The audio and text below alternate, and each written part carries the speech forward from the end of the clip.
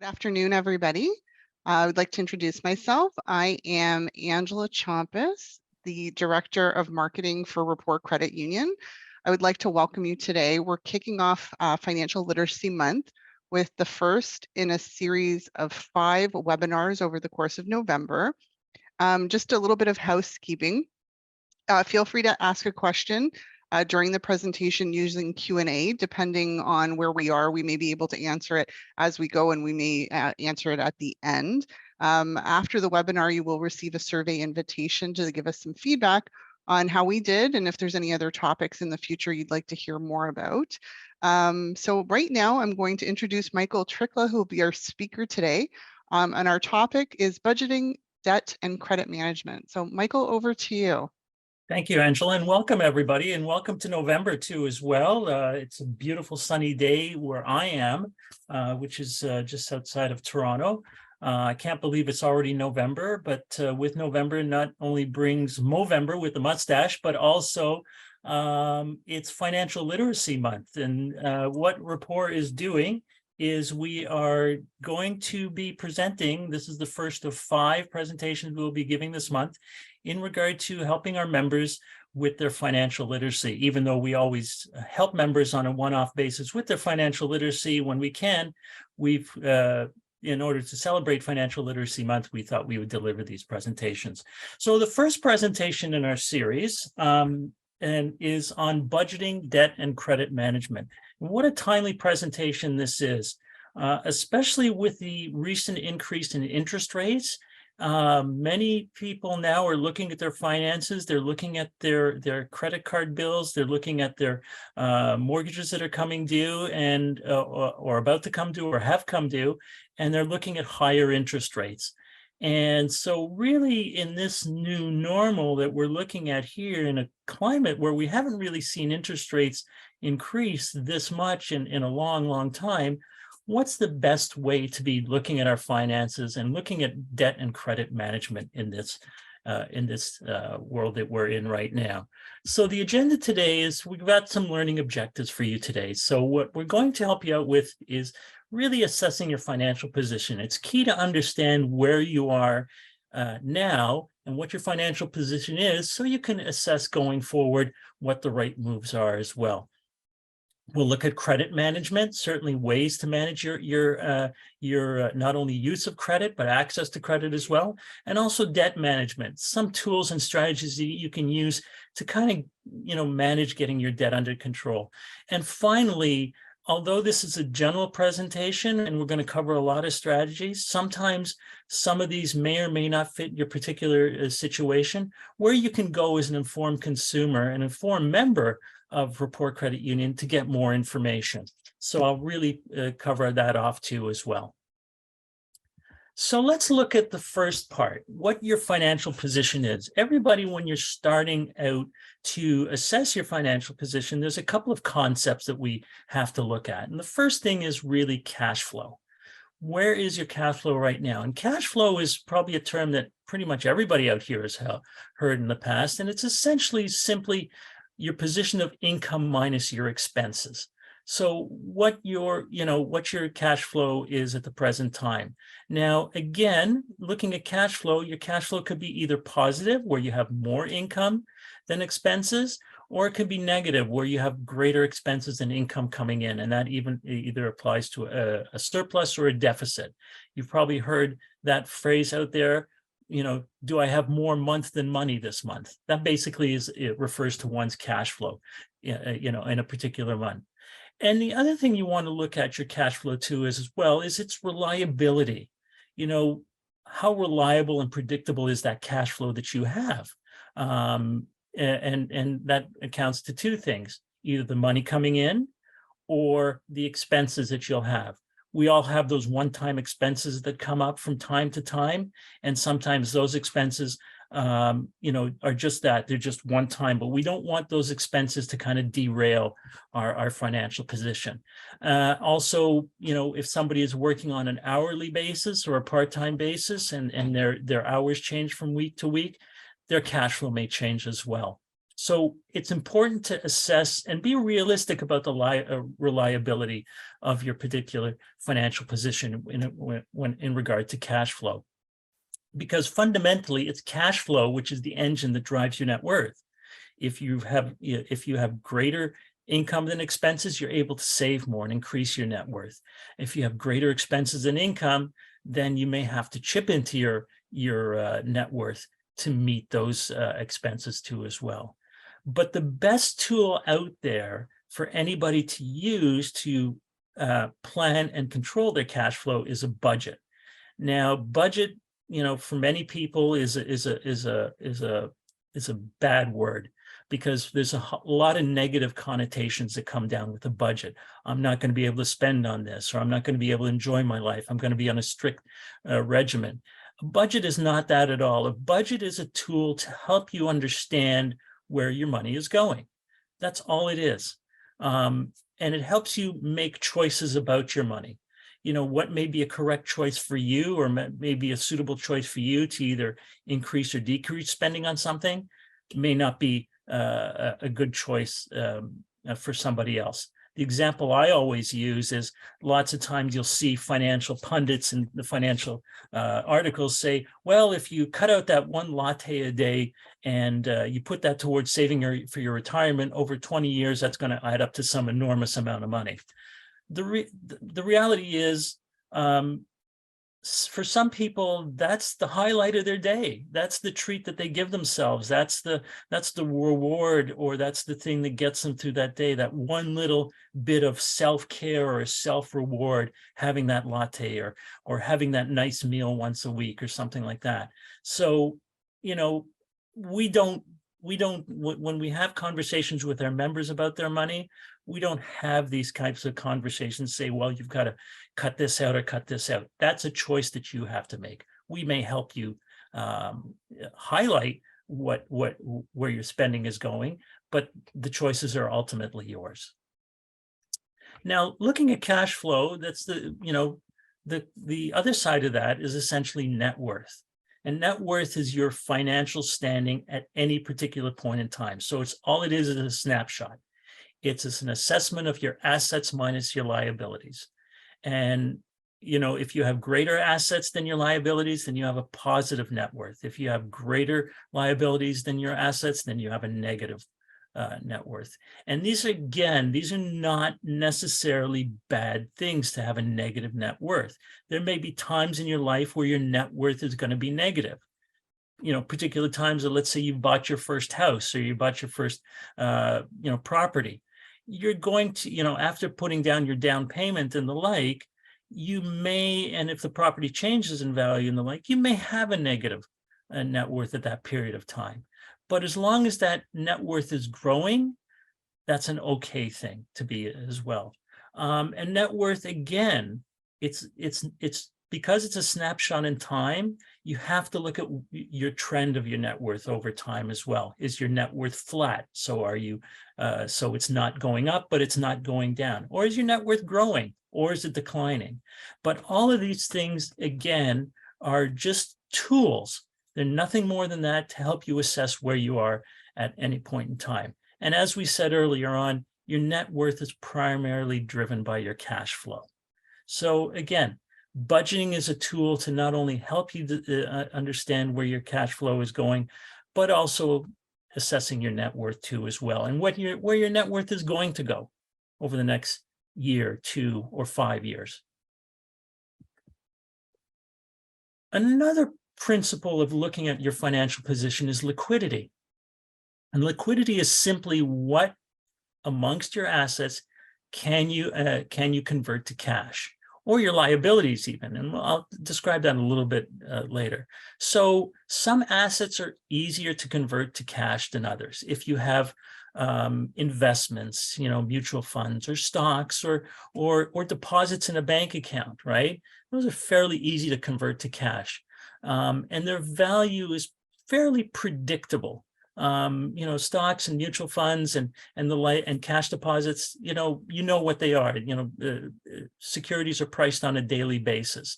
There might be some cost to access those. You may have to pay maybe a commission to sell some assets or that sort of thing, but it's really a nominal cost.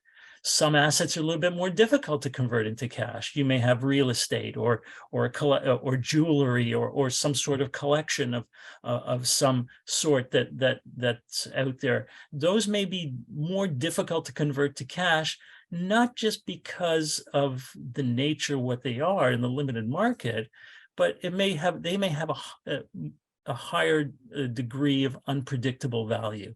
Real estate, we know, we can kind of gauge that. But if you have any sort of collectible or anything of that nature, it's hard to determine what the value of that is. And in the case of real estate or any sort of collection or anything of that nature or jewelry, the cost to access, to convert those into cash, can be fairly high. So you may look at it and you say, well, if I sell this property, or if I sell my, some piece of jewelry or my sports cards collection or whatever that is, I don't really know what I'm going to get, and the cost to convert that is pretty expensive. So in some cases, we may not have the assets on hand to finance our lifestyles, whether we want to make a large purchase or do a renovation. So that's when we turn to credit. And looking at credit, there's really two aspects to credit. There's fixed credit and there's revolving credit. Fixed credit is just that. The terms on it are fairly fixed. You can't generally reborrow amounts unless you pay the outstanding amount and then renegotiate. So the typical aspects of fixed credit are mortgages, personal loans, vehicle loans. Those terms are set at the time of borrowing, and they're set, and that's it. Really, to renegotiate them can be timely and very expensive too as well. On the other hand, there's things such as revolving credit, and where you can reborrow amounts that are paid. And these are things such as secured lines of credit or even unsecured lines of credit, where the lending institution has granted you an amount of money that you may choose to borrow if need be, and those terms are fairly flexible as well. Credit cards are another thing, or overdraft protection. These all have limits assigned to them, and it's up to you whether you want to utilize them or not. But again, these are choices that you make as a member and as a consumer when you're looking at credit. And it's important to know the difference between the two, because fixed credit is pretty much that. It's very difficult to change any of those terms without starting from scratch all over again. Now, when you're talking about credit, there's a principle that's involved, and this is something that's fundamental, not just to Rapport Credit Union, but pretty much any lending institution that's out there, certainly in North America and perhaps globally as well. The things what are called the 4 C's of credit. And these are collateral, character, credit, and capacity. So when any institution is evaluating you for credit, these are some of the things that what they historically have always looked at. So looking at these, collateral is simply that. It is if you fail to repay the loan, where can that finance institution recoup what amount is outstanding? In the case of a house, it's usually a mortgage where the financial institution has first charge against your property, or first say to, if you default on the payments or you refuse to pay, they can come in and sell your house for the amount that's owing, and any additional amount they give you, they refund back to you. So if you're buying a car or buying a house, again, these are all taken, the collateral's all taken into consideration. The second aspect is character. Character comes down to, well, what's this person's, can they repay the loan? Will they repay the loan? Have you used credit before? Do you pay your bills on time? And this is something that's really reported to the, historically, this is something that's been, kept on records of an individual institution, but because credit is so widely available now, all this data is stored with the credit reporting agencies, and we'll talk about that a little bit going forward. Then there's also credit. What are you worth? Do you have other assets, such as savings accounts or investments or anything of that nature, that you could possibly use to repay the debt in case, other than collateral, the institution may not be taking it as collateral, as security on the loan, but they may look at it and say, well, they have other assets. So even if they lost their job, the likelihood of them defaulting on the payments is not likely because they have other assets they can use to convert to cash to pay the loan as well. And the final term is capacity. What's your ability to repay the loan? Do you have enough income? Do you have another job? Do you have another income source? Who else is going to be on this, and where's the potential cash coming from to pay for this? And also, do you have other debts? Because that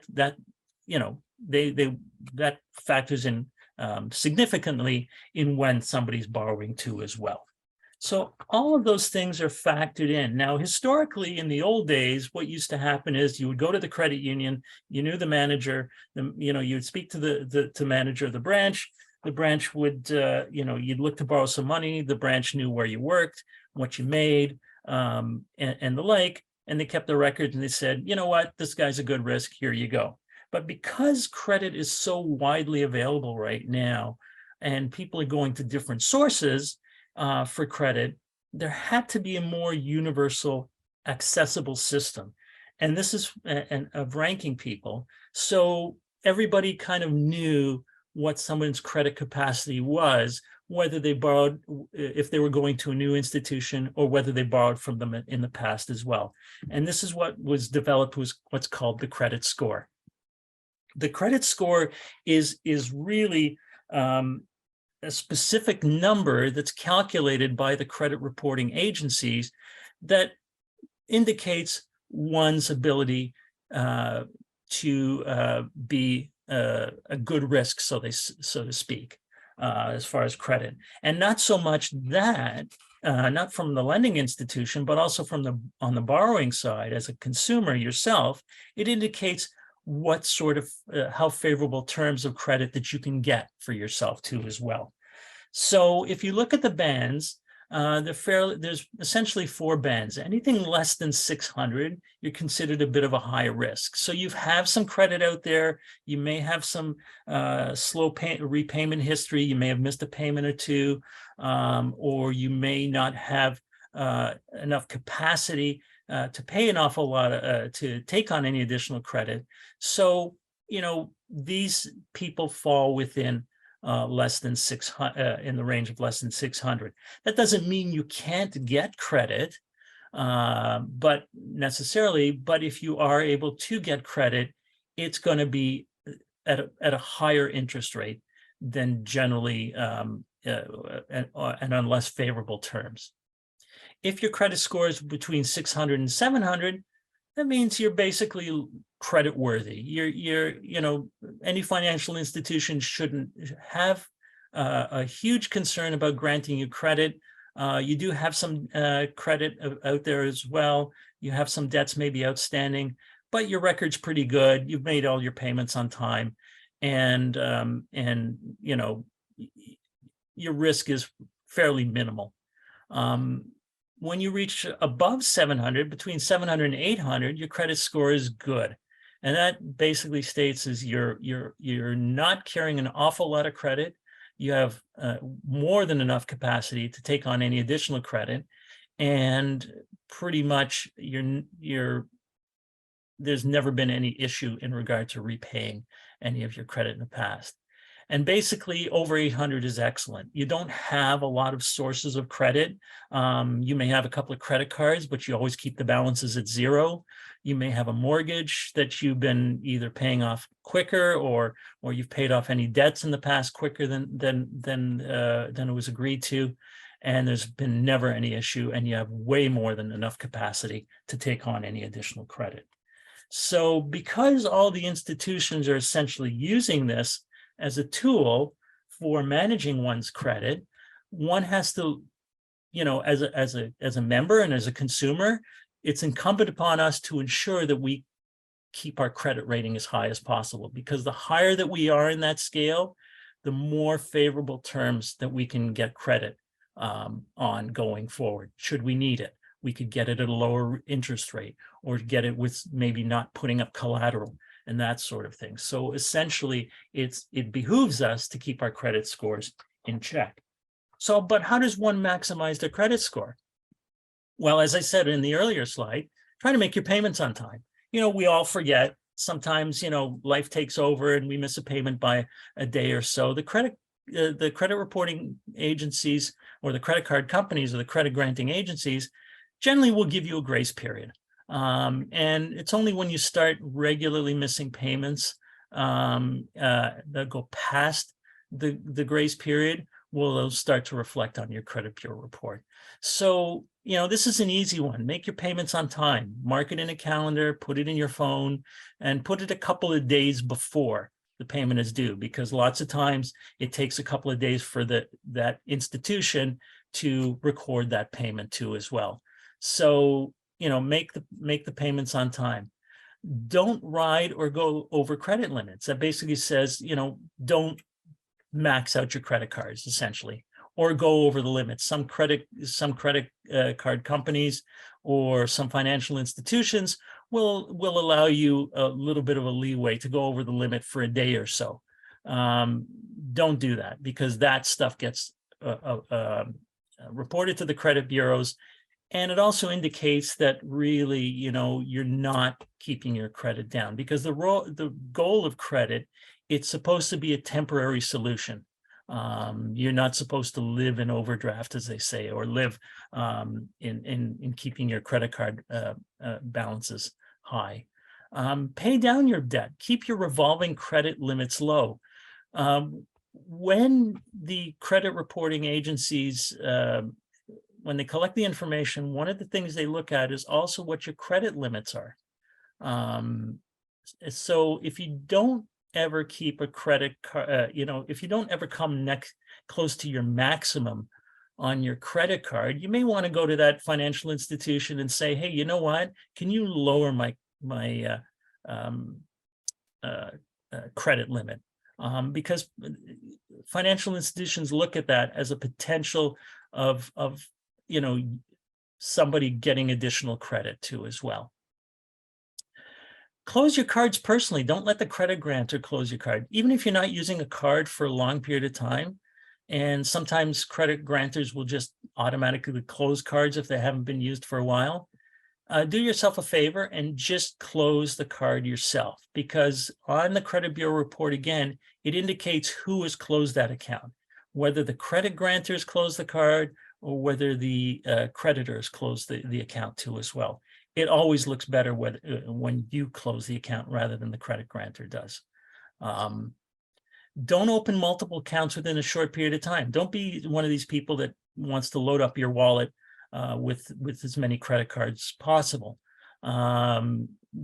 Everybody offers promotions on an ongoing basis. You get so many travel points if you join this card. Get $200 cash back if you join this card. Everybody wants you as a client of theirs, but don't have too many credit accounts open. It just doesn't make sense in many cases, and it looks like you're a person that's acquiring credit because at some point in the future you may be needing to access that. And also be focused when you look for credit. Look for the best deal as well. There's a lot of credit cards that are out there that aren't really all that good as far as the deal when it comes to the customer. Read the fine print and look at the conditions and terms that are on that as well. Sometimes, transferring balances from one company to another, they say, well, you have to transfer the balance over and maintain and not pay it off within a certain period of time.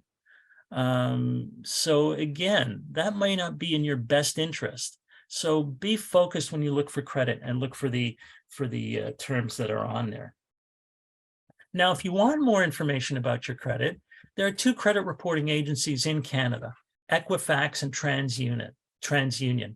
You can go online, sign up for a subscription, and you can either get a one-time report or subscribe on an ongoing basis that will give you your credit report and your credit score. If you don't want to do that, under the terms that they operate, they're obligated by law to provide one free credit report on request every 12 months, and that they send to you, and you have to request that in writing, and they send it to you in the mail. So if you're in a hurry to get to check up on your credit report, this may take a little bit longer too as well. And review your credit report carefully. Mistakes can be made. I can speak to you personally that I've had mistakes on my credit bureau report that I've had to go in there and correct. You know, they've been thankfully minor mistakes, but still they are mistakes, and there's a whole process to go and have these corrected. And the thing is, these are two independent agencies. They're not owned by any of the financial institutions out there, but all the financial institutions subscribe to either one of these or both of them to get your credit bureau report. And the information may be different on one or the other too. So again, it may be a good idea to check up on your credit bureau report at least once a year to make sure everything is okay and nobody is, you know, opened up a credit card in your name, or all the accounts that should be closed are closed, and make sure there's no mistakes on there too as well. So, you know, looking at that, it's important to get your credit checked out. Now, say you've done some budgeting, you've looked at your cash flow, you've looked at your net worth, you've looked at your sources, and you're looking at different sources and opportunities of credit, and you've checked your credit bureau report, you think you're in good shape. Let's say you want to go and apply for credit. Well, there's a couple of things that financial institutions look at. They look at your total debt service ratio, or the TDS, and your gross debt service ratio.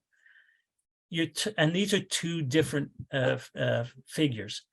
Total debt service ratio is basically your debt payments plus any housing payments. So total debt service ratio includes any loans, lines of credit, credit cards, leases, everything, plus any housing payments, so any mortgage payments, property taxes, heating costs, and half of the condo fees. And they divide that by your gross income. And that comes out to a percentage. Generally, the total debt service guideline maximum that any financial institution is looking at is about 40%. So essentially what that means is you should be using no more than 40% of your income, your gross income, for these payments that are listed out there, your debt payments and your housing payments. More common, another common one that one looks at for financing, and the more common one, is your total gross debt service ratio. And this is your housing payments, property taxes, heating costs, and 50% of condo fees. And they divide that by your gross income. And your GDS maximum should be no greater than 32%. So what that essentially says for these expenses, it should be no greater than 32% of your gross income that's coming in. Now, again, these are some guidelines that financial institutions use in granting credit, but we also have to be cognizant of the fact that we don't live off of our gross income. Don't forget, gross income is income before taxes, before any deductions, right? We live off of our net income, and we also live off of our net income, including any other debt payments that we have as well. So these are things that, you know, you should kind of keep in mind before you apply for credit. But because these are the calculations that will be used when you do apply for credit. So how do you keep your debt service ratio lower? Well, you can do a consolidation. And a consolidation winds up, and what a consolidation is essentially combining several debts into one. And the reason to do so is you can do a couple of things this way. You can reduce your interest expenses, and you can reduce the total payments or the cash flow that you use towards servicing that debt. What happens is by increasing your cash flow upon payout, you can pay these debts down more aggressively, potentially. And by having a greater cash flow, you can also increase your net worth more quickly as well. So how does this work? Let's look at an example. Let's say we have an individual who has a Visa card, a MasterCard, and a line of credit, right? So they have a Visa card, and the rates on Visa right now are about 19.9%. And they have a small balance, let's say $5,000. They may have a MasterCard at 20%, and they may have a MasterCard, and MasterCard rates actually, as you would know, are surprising to know, are higher than Visa cards, to about 20.99%. And they got, let's say, a $4,000 balance. And let's say they have a line of credit and it's 6.95%, and they got a $5,000 balance. So here you have the minimum payments that are listed for each of them and the term that I would take to pay off. So you would look at it and say, wow, at 19.9% to pay off a $5,000 balance over at $150 a month, it would take me 4 years, over 4 years to pay that off. That's a crazy long amount of time. On a line of credit, because line of credit minimum payments are only generally interest only, and plus a little bit of principal, paying $100 a month, it would take me 5 years to pay that off. So let's say you want to say, look, I want to get this debt out of the way quicker.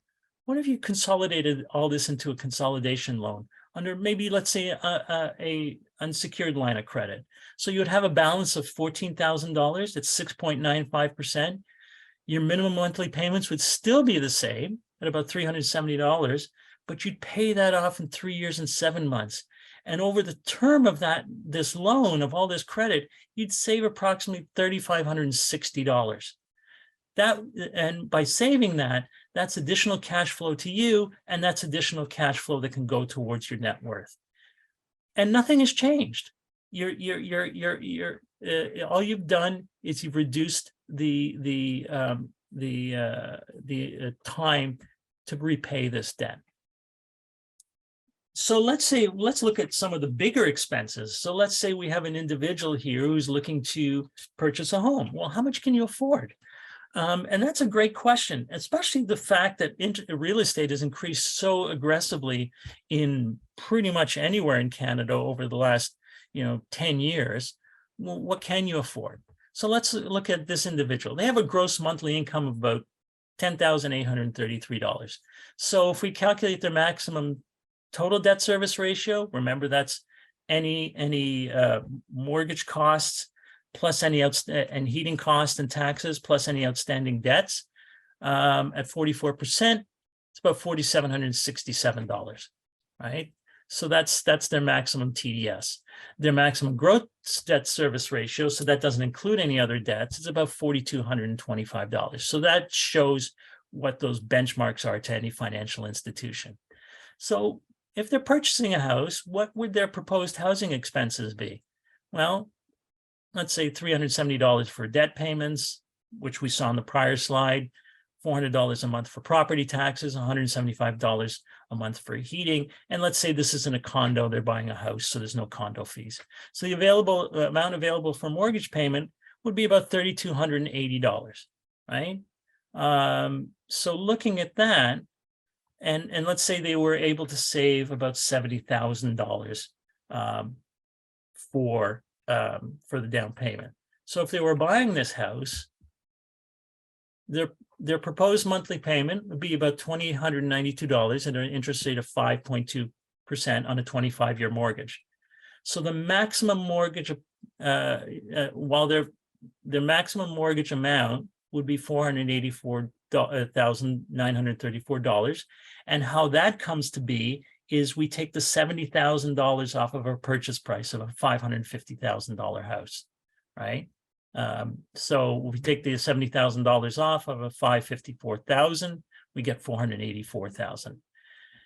Now, looking at that house, if we're looking at a $554,000, or let's say $555,000, let's just round it up, and the loan to value for mortgage insurance is about 87%. So we're going to have to get mortgage insurance on this, because anything above 80% has to have mortgage insurance. And mortgage insurance is just a way to ensure the institution that they're going to get their money back on the mortgage. So the premium is 2%, and that's taken off the amount that they can borrow. So their maximum purchase price turns out to be $545,000, right? Given this individual and given their debts.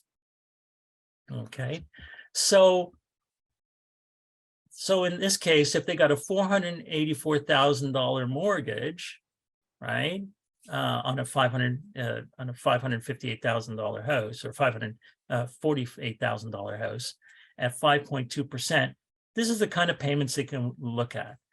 On the previous slide, we saw that they had a monthly payment of $2,892, and mortgages are basically done on a 25-year basis. So it would take them 25 years to pay it off at that amount. They would pay over the life on that $484,000 mortgage, $382,000 in interests, which is staggering. But that's what the math works out to. But what if they changed their monthly payments to bi-weekly payments? So instead of paying $2,892 once monthly, they pay $1,446 every 2 weeks. And because the way the calendar works out is you wind up making 2 extra payments per year, because some months have 3 bi-weekly periods. So if they were to do that, they would shave off about 3.6 years of their mortgage and reduce their interest costs by $64,000, right? But what if we had this individual was looking at it and saying, hey, you know what? Because I've consolidated my debt, and I have an additional cash flow, maybe able to save an additional amount. What if I do biweekly plus another 20%? Right? So their biweekly payments would be $1,735. But look how much time they've shaved off the mortgage, almost 10 years. 9.2 years. And not only that, you're also reducing your overall interest cost by just over $157,000. Just by making some small changes that aren't huge amounts to one's cash flow, if you can swing it, you can increase your net worth just on your interest savings alone by significant amounts of money. And don't forget, over that period of time too as well, hopefully your house will increase in value too as well. So these are, reducing your debt, reducing your interest expenses, all things that increase your overall cash flow and increase your net worth. So when you're managing assets and liabilities, here's some tips that you can look at. Use low interest savings to reduce high interest debt. So if you've got a savings account that's only paying you 0.2%, use that to pay down your debt. It's going to save you money in the long run, as we just saw on the previous slide. Seek lower interest rates on debt. Again, again, if you're looking to increase your net worth, the less interest you pay, the better. That's going to be more money in your pocket on a monthly basis, and that's going to accumulate on a yearly basis, and over 5 years and 10 years, it's going to be more money that's available to you. If your position is declared surplus, so let's say you're a government employee and there's a TEI, a transition exit initiative. We haven't had one of those in a long time, but one never knows if that ever is going to come around the corner again. Look at exercising your borrowing options while salary continuance is in effect, because technically you're still working. So at that point, you still have regular income coming in, and for some people, it's quite a long period of time. You may want to consolidate your debt at that point. You still may be able to get that under favorable terms until your next opportunity arises in regard to your career. And prioritize extra debt payments, if you can, towards high interest expenses to low interest. Pay off the high interest credit cards first, then look at paying down the mortgage, and the lines of credit as well. Again, these are all rules of thumb. They may or they may not apply to one's particular instance. So it's always important to be an informed consumer and an informed member. And there's some additional places, some resources that you can go to. If you go to the Investor Education Fund, it's getsmartaboutmoney.ca. It's run by the Ontario Securities Commission and the provincial government. Some great resources there on borrowing and investing there as well. You can go to Credit Canada, and that's just creditcanada.com. That Equifax at the end, that's my error. I didn't edit that when I was editing the slide. I inadvertently put that, so forget about that at the end. Again, some great resources on how to manage credit. It's a nonprofit organization. And if you are having trouble with credit, and you're in a position where maybe you just can't make your payments anymore, they will help you work with your creditors to kind of get you out of that hole going forward. Equifax and TransUnion, those are the websites of the two credit agencies. And if you go there, some great resources in regard to how to get your credit report. And again, do yourself a favor, at least get the once a year free credit report that you're entitled to. And the last one is the Financial Consumer Agency of Canada. There's some great tools on there, especially to indicate how long it's going to take you to pay off a debt at a certain period of time. Where I got those credit card numbers from, how long to pay off those credit cards, I did the calculations on that site, and it's a great site. And there's a lot of tools there. But really, you know, these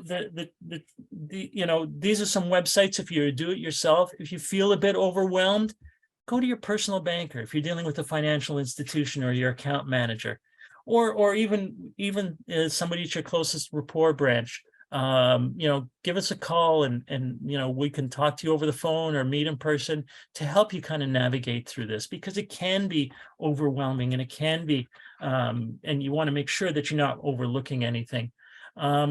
A certified financial planner. All of us financial planners are well schooled in helping understand not just investing, but also the credit side as well. We look at both sides of the balance sheet, your asset side and your liability side. So when we're doing financial planning for clients, these are some of the things that we look at. If you're dealing with an accountant or a lawyer, in some cases you may have to it may help to speak to one of those people, especially a lawyer, especially an accountant. If you are if you're looking at ways to, maybe on taxes or other expenses that you may want to look at to see if there's a better way to restructure them. And a lawyer, if you really feel that you're, or an accountant, if you feel that you're kind of overwhelmed, and you need some credit help as far as restructuring things. Those are two resources that can help. But a rapport, we're always here for you as well. And that's our general helpline. If you reach out to us there, we'll put you in touch with one of our qualified, more than qualified experts in regard to borrowing and everyday banking, and to kind of help you get on the right track, or even to ensure that you're on the right track. Because sometimes just getting another set of eyes to look at what you're doing right now can be of huge benefit. That's the end of the formal presentation at this point. If anybody has any questions, we can open up the floor now for questions. I know we have one here right now. That's an online question. Avery is a gentleman by the name of Avery, I believe, has mentioned the question, or it could be a female, so my apologies if it is. I find that life insurance on lines of credit are high, and people my age at 62. Will my siblings be forced to pay my debt if I took life insurance off and died? That's a great question. What happens is life insurance is, there's two types of insurance. There's life insurance on the debt, and there's actual additional life insurance that you may take out with a third party. Life insurance on the debt just covers the debt itself. And if you take off that life insurance, that's still going to be a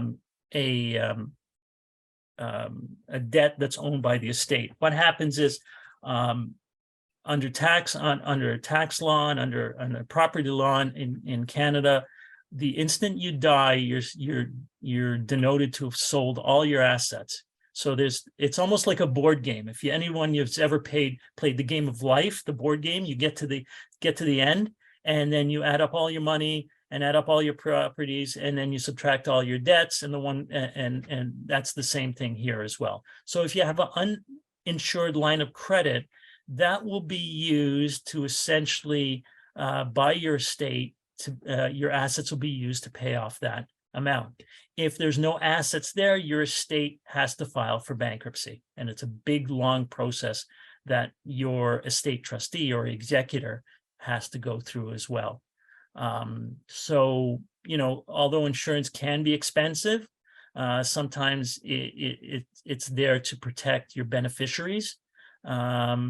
And sometimes there are either other options in regard to just credit insurance. Sometimes personal insurance plans may be a cheaper route, but sometimes at the age of 62, that might not be an option. But it's something that certainly can be discussed within the financial institution that you're dealing with, or one of us as well. I hope that answers your question, Avery. Angela, are there any questions out there? Michael, I don't see anything that's come through our Q&A, so we'll just leave it for one more minute. Okay. If We've got another one here on the Q&A. Avery said thank you for the answer. Okay, great. And that was a great question, Avery. Thank you for that. Thank you for that. And that's a common question too, as well, Avery. That's something that comes up time and time again. Unfortunately, the way estate planning works is creditors, secured and unsecured, may get first crack at your assets before your beneficiaries do. Michael, I don't see anything else coming in. So if anyone does think of anything that they'd like to ask, feel free to reach out to us at help@rapportcu.ca. Oh, maybe we do have one more that's come in. Okay, let's see what we got there. What happens if I die and I owe money, but I have money in a RIF and I name the beneficiary? That's a great question. Remember when I said earlier on that beneficiaries they have first crack at your assets? That the only exception where that applies is to a RIF, and that only your beneficiary will get the RIF before any creditors, but that is only if the beneficiary is your spouse, or partner. If the beneficiary is not your spouse or partner, so let's say it's a child or a non-related individual, your estate will have to pay before that individual is entitled to any remainder of that of your estate. Your estate will have to pay off the debts. That's a great question, Richard. Thank you, Richard. No other questions? Don't see anything else that's come Excellent. through. Okay. Well, thank you for attending. Again, we're doing 4 more of these. The schedule is on the report website. Please sign up. I know all participants today will be their names are entered into a draw to potentially win a $100 gift card. So please, good luck to all of you, and certainly increasing your chances by participating is another way to participate in this as well, to get a gift card and to maybe pick up a couple of pointers in regard to investing and your financial well-being. Thank you all for attending. And if you have any, here, one more question from Avery. If you have life insurance from another source, can the CRA touch it if I owe money? They can't. The only way they can't touch it if you have a named beneficiary. So if your life insurance policy has a named beneficiary, so an individual is actually named in there, CRA cannot touch it. But the only way they can touch it if it goes to your estate.